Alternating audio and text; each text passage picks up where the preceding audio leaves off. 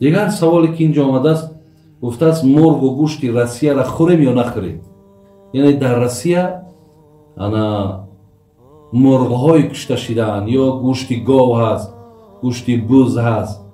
оё ҳамёра хӯрем ё нахӯрем? бародарои азиз ва гиромӣ,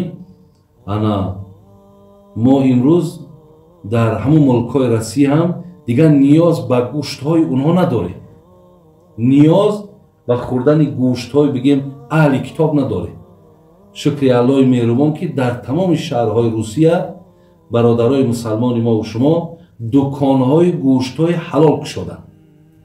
барои ҳамин шумо метавонед ки фақат аз онҳо истифода баред.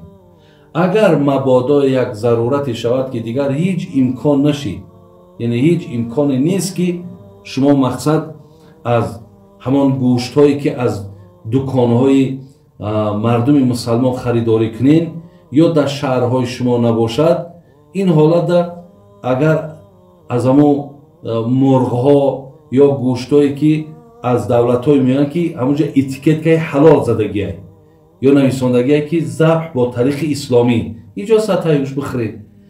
лекин агар иншам пайдо нашиду шумо азбаски қувваи кориен бояд кор кунед, ягон чизе ки ба қувват хӯред, инҷа да баъд бигем ай ночориву зарурат баъд рухсат мешавад ки шумо мақсад яке аз по назанед, саломатиро ай даст натен. халас ҳамин организми инсон бояд мақсад талаботи ҳамон гӯшта дорад, бояд ки аз ҳамон тановул кунад.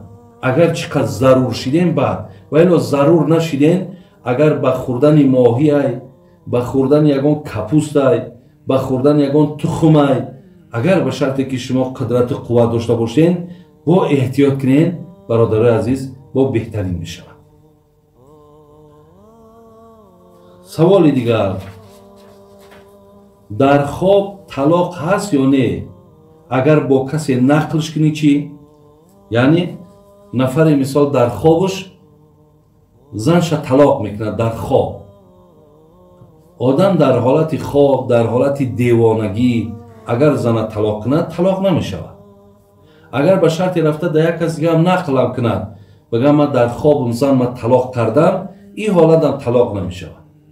фақат талоқ дар ҳолате мешавад ки мақсад шумо бо забонтон, яъне вақте зантона талоқ мекунед, гӯшҳотон ки ҳамун садои аз даҳанат баромадагиро ки шунид, анамиҷада чӣ мешавад? анамиҷа занотон ба талоқ мешавад. саволи дигар, бобоҷон дар бораи муносибати бади волидайн ба фарзандон ки боиси дилхунукии фарзандон мешавад каме суҳбат мекардед. мақсад бародарои хоҳарои хоҳиш карданд ки дар бораи падар ва модарое ки ба фарзандошон бисёр муносибати зишт доранд ва фарзандо аз ин хел падару модар дилхунук шидагианд. имрӯз дар ҷомеамон бародарони азиз, ма ба самъи шумо расонам ки ҳамин суол бениҳоят зиёд аст. яъне қисматшон дар зиндагии фарзандо дахолат мекунанд.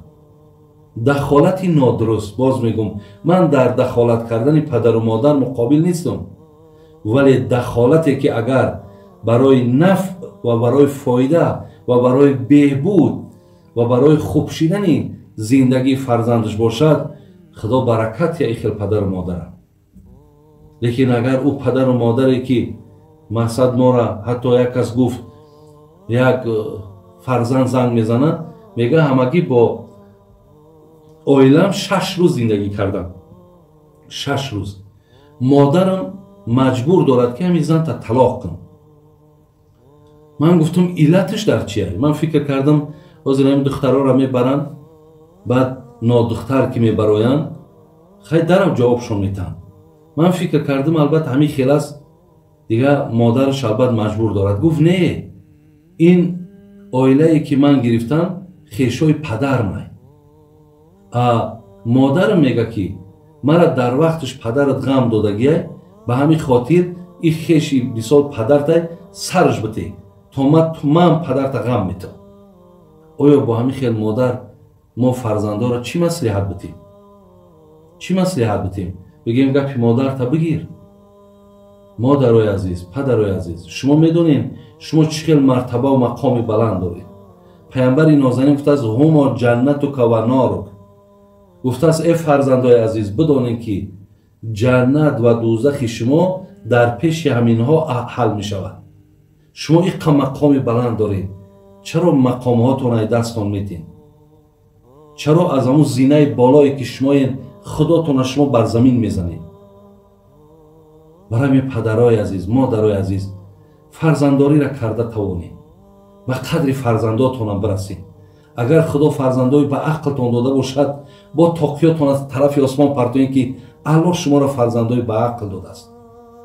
همچو پدروار، همچو مادروار، فرزندا را یک سیله کنین، فرزندا را دوستداری کنین، فرزندا را ایتری دعاهای بد نکنین. آخی بسیار من بسیار میشنوم، من زیاد میدانم فرزندا را خدا زده میگین، فرزندا را جوانمرگ بکشه، فرزندا را برکت نیاوی، فرزندا را عاقد کردم. اینمی چیزها حاضر زمان.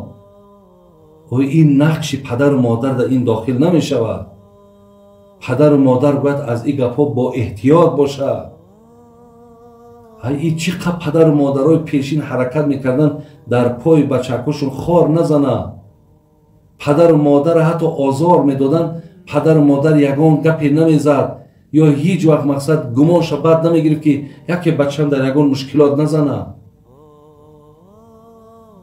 برای همین پدرها و مادرای عزیز، من از شما خواهش میکنم منزله و مرتبه خودتان بدانید و بشناسید. ما فرزندا را نصیحت کردیم، ما فرزندا را گفتیم که در نسبت پدر و مادرها چیکار کنند. فقط شما فقط همون جوکای خودتان در گفته همین روزا اصطلاح سیکه کنین، بشینین و از فرزندا خدمت طلب کنین. ان شاء الله فرزندی را که اگر شمال امر به معروف رسیده باشه یا اگر با ما یگان لحظه و یگان ساعت شیشتگی باشد، شما را بالای دست میگردانم. فقط با فرزنداتون فقط بچم بگو، خب یک مقصد یک دل جانم بگو، بچه جانم بگو، یک سخنهای نیکی بگو که همینا مثال به پدر و به مادر ایستاده نتونن. پدر و مادر شما مقصد همیشه یاد کنن، همیشه در فکرشون باشن. خداوند حفظتان کنه پدر و مادرای عزیز. زن در حالت غضبی با مرد گوید جوابم را ته، بعد پشیمان شود، ولی مرد جوابش را نمیدهد. در این حالت در نکاح یگان ضرر دارد یا نه؟ مقصد زنک بسیار غضبناک میشود و میگد که مردک من جواب بده. یکی مردک جواب نمیده. بعد همین حالت در مقصد غضباشون دور میشود. این خواهر ما پرسیده که آیا همینجا نکاح ها در یگان زیان شده است؟ نه، زیان نشده است. فقط وقتی که شما غضبناک شدین، حالت غضبناک هم همینه که میگه راست باشی در جاد بشی، شیشتگی باشی دراز بکش. اگر به شرطی که مقصد در همون خانه باشی بیرون ببرو. اگر دیدی که نشید میگه طهارت کن تا همین غضبی تو دور شود.